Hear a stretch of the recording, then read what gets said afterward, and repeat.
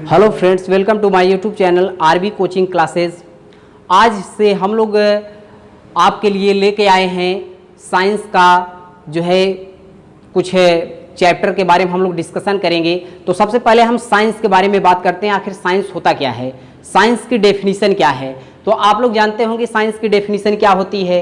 तो आप जानते हैं कि भाई किसी वस्तु के सुसंगठित, सुव्यवस्थित एवं क्रमबद्ध ज्ञान को विज्ञान कहते हैं। तो ये आपका विज्ञान का डेफिनीशन है। विज्ञान के कई भी डेफिनीशन हो सकते हैं, जैसा कि एक डेफिनीशन इस तरीके से आप याद कर लीजिए कि भाई the science is the systematic knowledge based on the experiment and observation. कहने का मतलब ये हुआ कि प्रयोगों तथा प्रेक्षणों पर आधारित ज्ञान को हम क्या कहते हैं, विज्ञान कहते हैं। या इसका एक लाइन में भी आप इसका डेफिनीशन इंग्लिश में याद रख सकते हैं, the science is an organised knowledge भी कह सकते हैं, जो कि हमने शुरुआत में डेफिनीशन बताया कि किसी वस्तु के सुसंगठित, सुव्यवस्थित एवं क्रमबद्ध ज्ञान को विज्ञान कहते हैं। तो चलिए ये रहा साइंस का डेफिनीशन। तो चलिए अब साइंस में हम लोग बात करेंगे फिजिक्स के बारे में। तो जैसा कि भौतिक विज्ञान क्या होता है, हम लोग इसके बारे में बात करेंगे। तो भौतिक विज्ञान क्या होता है, भौतिक विज्ञान की डेफिनीशन जो होती है, देखिए भौतिक विज्ञान जो है आपका हर चीज़ भौतिक, फिजिकल है। मतलब इसमें कोई रासायनिक क्रियाएं नहीं देखी जाती, इसमें केवल भौतिक ही भौतिक होता है। जैसे भाई आपका टेम्परेचर हो गया, टेम्परेचर किसी का टेम्परेचर है तो इसका मतलब ये आपका फिजिकल है, ये कोई केमिकल नहीं है। अब जैसे मान लीजिए सूर्य है, जैसे प्रकाश है, प्रकाश क्या है, एक प्रकार की भौतिक ऊर्जा है। तो इस तरीके के जो प्रोसेस आते हैं वो सभी आपके क्या है, भौतिक है। मतलब ये आपका क्या होता है, रिवर्सिबल चेंजेज होता है, इरिवर्सिबल नहीं होता। तो भौतिक विज्ञान की जो डेफिनीशन होती है उसको हम समझते हैं कि भाई विज्ञान की वह शाखा जिसके अंतर्गत हम द्रव्य एवं ऊर्जा तथा उनके बीच होने वाली अन्योन्य क्रियाओं का अध्ययन करते हैं, उन्हें हम क्या कहते हैं, भौतिक विज्ञान कहते हैं। तो भौतिक विज्ञान की डेफिनीशन आप इसको याद रखिए कि भाई भौतिक विज्ञान की वह शाखा है जिसके अंतर्गत हम द्रव्य एवं ऊर्जा, मतलब द्रव्य एवं ऊर्जा तथा उनके बीच होने वाले अन्योन्य क्रियाओं का अध्ययन करते हैं, उसे हम क्या कहते हैं, भौतिक विज्ञान कहते हैं। तो जैसे इसमें हमने बात किया है द्रव्य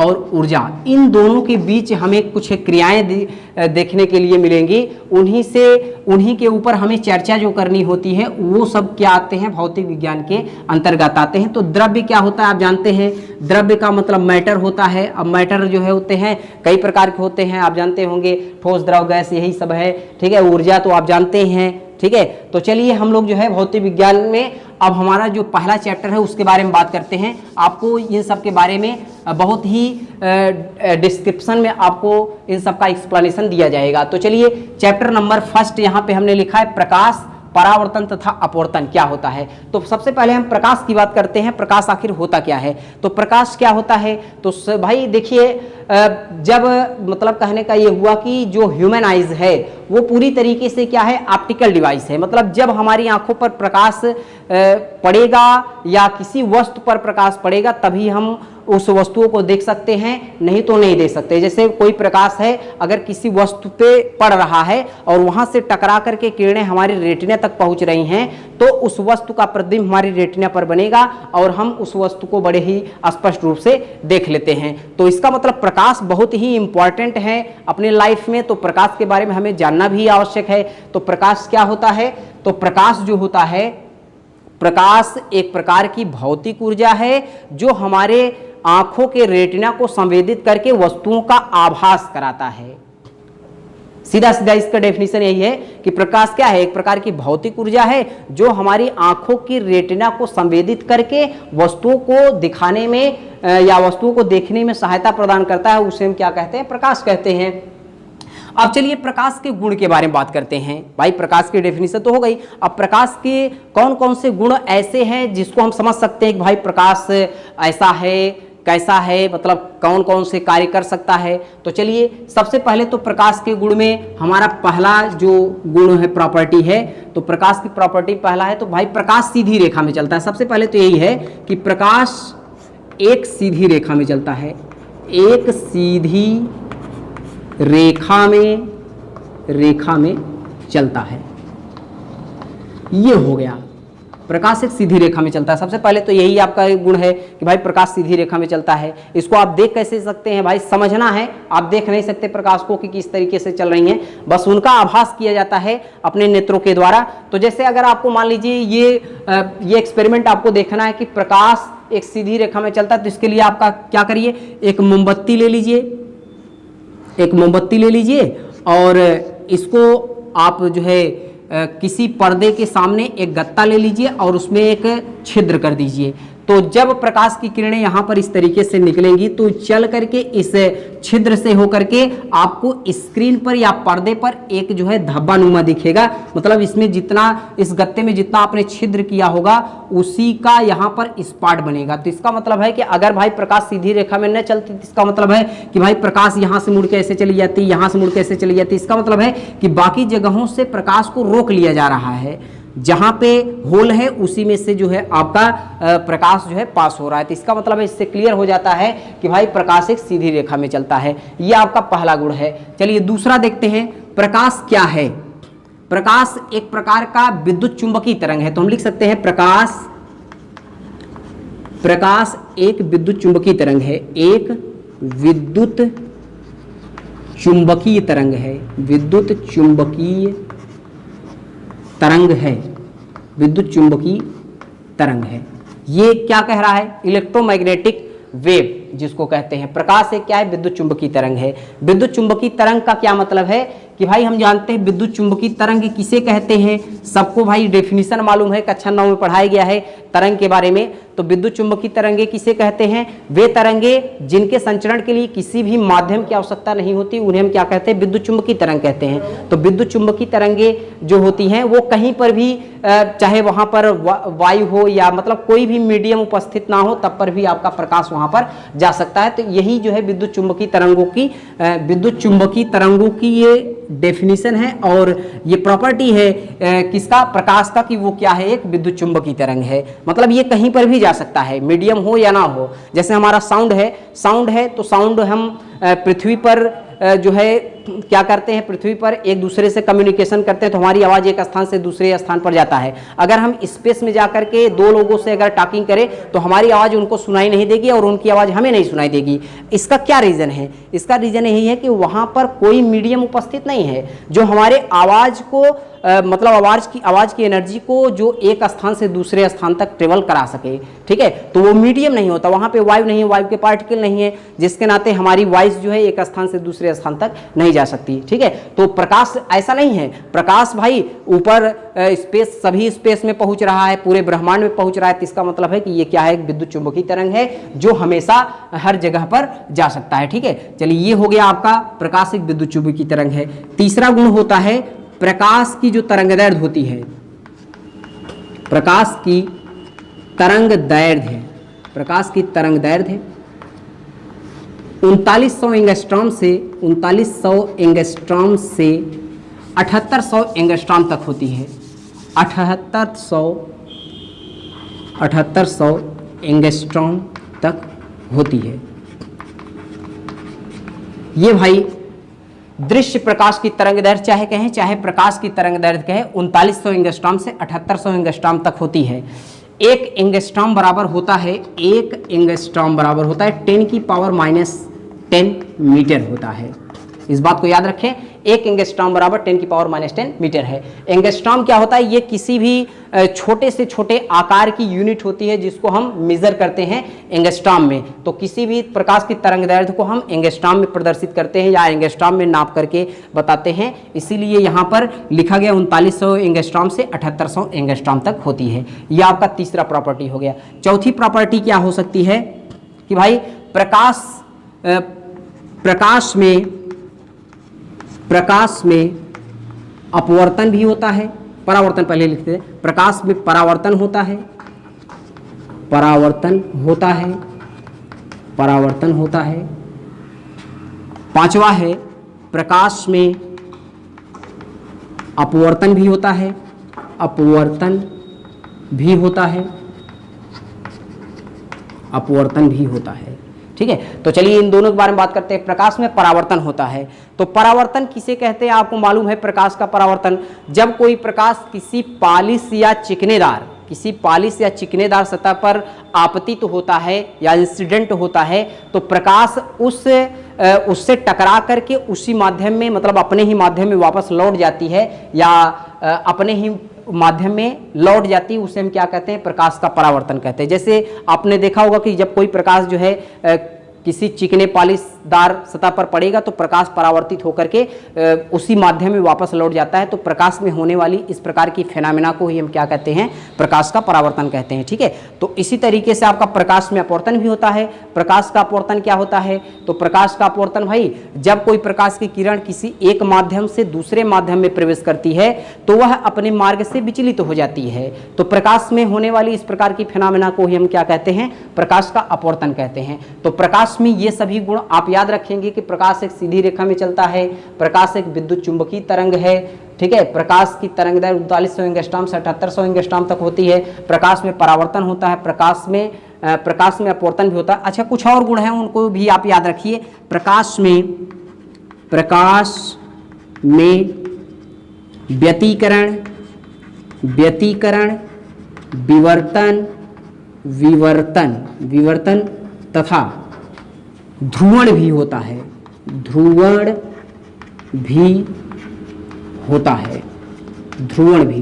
अच्छा, इनका क्या मतलब है, प्रकाश में व्यतिकरण, विवर्तन तथा ध्रुवण भी होता है। देखिए ये हाई स्कूल में आपको इन सब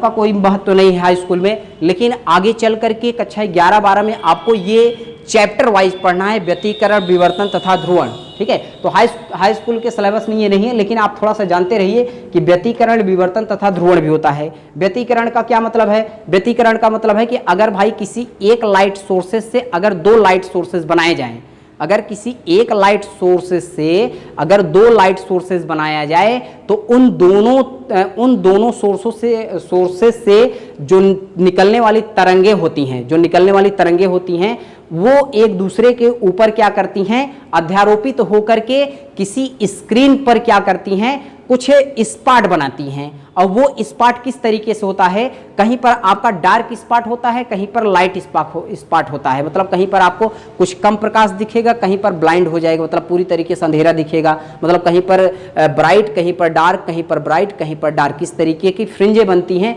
उन्हें हम क्या कहते हैं, व्यतिकरण कहते हैं। मतलब प्रकाश में इस तरीके की अगर कहीं पर घटना देखी जाएगी तो उसे हम क्या कहते हैं, व्यतिकरण कहते हैं। तो आप जानते रहिए इस तरीके से। अब विवर्तन क्या होता है भाई, डायफ्रेक्शन इसको कहते हैं। लाइट का डायफ्रेक्शन क्या होता है, तो लाइट का डायफ्रेक्शन भाई आप जानते हैं कि अगर जो है प्रकाश के रास्ते में, अगर प्रकाश के रास्ते, जैसे कोई प्रकाश ऐसे चल रही है उसके रास्ते में अगर प्रकाश की जितनी तरंगदैर्घ्य होती है उसकी बराबर का अगर कोई वस्तु रख दिया जाए, कोई छोटा सा ओपैक डिस्क रख दिया जाए या कोई छोटा सा वस्तु रख दिया जाए तो प्रकाश की किरणें जो है उसके किनारों से मुड़ करके उसकी छाया में प्रवेश कर जाती हैं। कहने का मतलब इस तरीके से कि अगर कोई प्रकाश किरण इस तरीके से आ रहा है, ठीक है, इस तरीके से अगर कोई प्रकाश किरण आ रहा है, अगर हम इसके रास्ते में कोई छोटा सा, मतलब ये इतना छोटा होगा, ध्यान देना है, ये जो ओपैक डिस्क है, मतलब ये जो पदार्थ आप रख रहे हैं,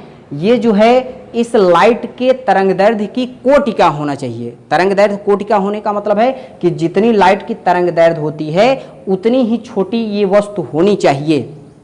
एंगस्ट्रॉम में बहुत लेस क्वांटिटी है भाई, ठीक है, तो उतनी ही छोटी होनी चाहिए। तो प्रकाश क्या करता है कि यहाँ से इसके किनारों, मतलब इन वस्तुओं के किनारों से ऐसे मुड़ करके इसकी छाया में प्रवेश कर जाता है। छाया में प्रवेश करने का मतलब ये हुआ कि इसकी छाया नहीं बनती। जैसे अगर हम ऐसे खड़े रहें तो हमारे अगर सामने से कोई प्रकाश आता है तो पीछे हमारा क्या बनता है, प्रतिबिंब, मतलब छाया बनती है ना।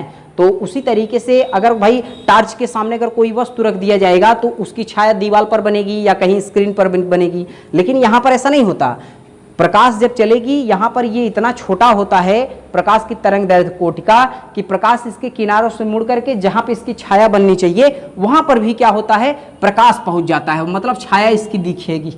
दिखती ही नहीं, इसकी छाया जो है यहाँ पर दिखेगी ही नहीं। तो इस वाली घटना को, प्रकाश में अगर इस तरीके की घटना हो रही है तो हम इसको क्या कहते हैं, विवर्तन कहते हैं। ठीक है, तो आप इसको भी याद रखिए। तो चलिए ध्रुवण के बारे में थोड़ा सा बात कर लेते हैं, आखिर ध्रुवण क्या है। तो ये ध्रुवण का मतलब होता है पोलराइजेशन ऑफ लाइट। तो लाइट का पोलराइजेशन भी होता है। पोलराइजेशन का मतलब है कि अब देखिए, इसको समझने के लिए थोड़ा सा मैं आपको बता दे रहा हूं, वैसे तो जरूरी नहीं है, लेकिन आगे आपको मिलेगा तो आप थोड़ा सा इसके बारे में जानते रहिए। तो ध्रुवण क्या होता है, ध्रुवण का मतलब यह हुआ कि जब किसी प्रकाश के रास्ते में दो ऐसे पदार्थ हैं, ठीक है, मतलब एक कैल्साइट है, एक टूरमैलिन नामक क्रिस्टल है। ठीक है, दो प्रकार के ऐसे भाई क्रिस्टल है, टूरमैलिन नामक क्रिस्टल और एक आपका होता है कैल्साइट। ठीक है, दोनों में से कोई भी एक पदार्थ अगर हम मान लेते हैं कि हम टूरमैलिन नामक क्रिस्टल लिए हैं, तो टूरमैलिन नामक क्रिस्टल एक यहाँ पे इस तरीके से रख देते हैं, शेप बना है इस तरीके से, यहाँ पे प्रकाश एक यहाँ पे रख देते हैं, इस तरीके से दो क्रिस्टल हमारे पास हैं, टूरमैलिन नामक क्रिस्टल है, दो इस तरीके से यहाँ पे स्क्रीन बना देते हैं। ये स्क्रीन मतलब पर्दा है, स्क्रीन मतलब पर्दा होता है, तो यहाँ पे पर्दा लगा हुआ है। तो जब प्रकाश यहाँ से इस तरीके से गुजारा जाता है, तो ये जब पहले वाले कैल्साइट पर पड़ता है, तो पहले वाले को क्या करते हैं, फिक्स रखते हैं, स्थिर रखते हैं, इसको घुमाना उमाना नहीं है। और हम क्या करते हैं, इसको घुमाते हैं। तो जब इसको घुमाएंगे ना, तो प्रकाश का जो दो कंपोनेंट होते हैं, देखिए जब इलेक्ट्रोमैग्नेटिक की हमने बात की है, तो इसका मतलब प्रकाश में दो प्रकार के कंपोनेंट होंगे। यहाँ पे विद्युत चुंबकीय लिखा हुआ है, इसका मतलब एक विद्युत क्षेत्र के कंपन होगा, एक चुंबकीय क्षेत्र के कंपन होगा। ये दो प्रकार के कंपन करके प्रकाश जो है क्या करते हैं, आगे की तरफ ट्रेवल करते हैं। ठीक है, तो इसमें इसका मतलब है प्रकाश में कितने प्रकार के कंपोनेंट होते हैं, दो प्रकार के कंपोनेंट होते हैं। एक आपका क्या होता है, विद्युत क्षेत्र के कंपन, और दूसरा होता है चुंबकीय क्षेत्र के कंपन। ठीक है, ये दोनों जो है एक दूसरे के साथ परपेंडिकुलर कंपन करते हैं। ठीक है, तो इसमें भी इसका मतलब जब ये प्रकाश है तो इसमें दो प्रकार के कंपोनेंट होंगे, एक आपका इलेक्ट्रिक फील्ड कंपोनेंट होगा, एक आपका मैग्नेटिक फील्ड कंपोनेंट होगा। Electric field component, magnetic field component, जब ये इस कैल्साइट पर पड़ता है तो इससे क्या होता है, प्रकाश आगे की तरफ प्रोपोगेट होता है। तो जब दूसरा वाला कैल्साइट हम घुमाते हैं, तो इसमें क्या करता है कि इसमें एक कंपोनेंट को रोक करके केवल एक ही कंपोनेंट को आगे जाने देता है। इसका मतलब हुआ कि प्रकाश का पोलराइजेशन हो गया, मतलब प्रकाश का ध्रुवण हो गया, मतलब प्रकाश की तीव्रता वहां पर कम हो जाएगी। भाई जब दोनों कंपोनेंट एक साथ वहां पे पहुंचते तो प्रकाश की तीव्रता उतनी ही होती, लेकिन यहां पर प्रकाश का एक कंपोनेंट इस क्रिस्टल के द्वारा रोक लिया जा रहा है, जिसके कारण केवल इसका एक ही कंपोनेंट यहां पर आपको मिलेगा, तो जिसके कारण क्या हो जाएगा, प्रकाश का ध्रुवण हो जाएगा। तो इस प्रकार के गुण को हम क्या कहते हैं, प्रकाश का ध्रुवण कहते हैं। तो इतनी सारी बातें आपको बताई जा रही हैं, तो इसमें से आप जो है कम से कम 5 पॉइंट आप याद रखें। ठीक है, इसको नहीं याद रखेंगे तब पर भी चलेगा, लेकिन आप कम से कम 5 पॉइंट को याद रखें। ठीक है, तो चलिए हम लोगों ने इंट्रोडक्शन ऑफ लाइट पढ़ा है। अब अगले वाले वीडियो में आपको बताया जाएगा कि भाई प्रकाश का परावर्तन क्या होता है। और परावर्तन, ये देखिए आपका जो ये चैप्टर चल रहा है लाइट का ना, बड़ा ही इंटरेस्टिंग चैप्टर है, और आप जो है आप कहीं मत जाइएगा, इस वीडियो को ज़्यादा से ज़्यादा आप देखिए, आपको हर चीज़ का सलूशन इसमें दिया जाएगा, ये जानते रहिए। तो आपको जो है ये सभी चीज़ें आपको बहुत ही अच्छे से समझाए जाएंगे। परावर्तन क्या होता है, और गोली दर्पण पर किस तरीके से हम परावर्तन करते हैं, कैसे वस्तुओं का प्रतिबिंब बनता है, कहाँ पर बनता है, किस तरीके से बनता है। बहुत से लोग जो है इस प्रकाश के चैप्टर में उलझन सा महसूस करते हैं, कहते हैं हमें ये तो यार चैप्टर समझ में ही नहीं आता है, पता नहीं किस तरीके से सर लोग पढ़ाते हैं समझ। तो आप बेफिक्र रहिए, आपको हर चीज़ यहाँ पर एकदम बहुत ही मजबूती से आपको बताया जाएगा, अच्छी पकड़, मतलब कॉन्सेप्ट बेस पर। क्योंकि भाई आप जानते हैं कि कॉन्सेप्ट ही आपका क्या है, पावर है, और जब तक वो क्लियर नहीं होगा तो आपको कोई भी चैप्टर समझ में नहीं आएगा। तो इसीलिए कॉन्सेप्ट आपका क्लियर करना है, तो इस चैप्टर को बहुत ही अच्छे से हम लोग पढ़ेंगे। और इस चैनल को बहुत ज़्यादा से ज़्यादा आप लाइक करिए, शेयर करिए, सब्सक्राइब करिए। तो चलिए हम लोग मिलते हैं अगले वीडियो में, परावर्तन के बारे में बात करेंगे। Thank you.